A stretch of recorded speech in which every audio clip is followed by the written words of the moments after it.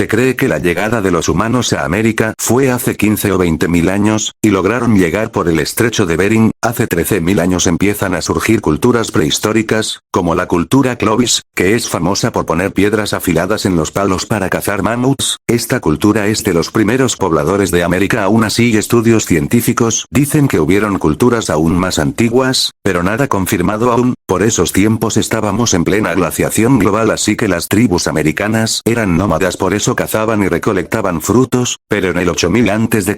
empezó a hacer menos frío, entonces algunos pueblos se fueron asentando en lugares, descubriendo la agricultura, la domesticación de animales y construir las primeras aldeas, y así comenzó el período arcaico. En los años 4400 a.C. y 1450 a.C. en la actual Ecuador se desarrolló la cultura Valdivia, donde hacían esculturas, pero ahora vamos a México. En el 1800 a.C.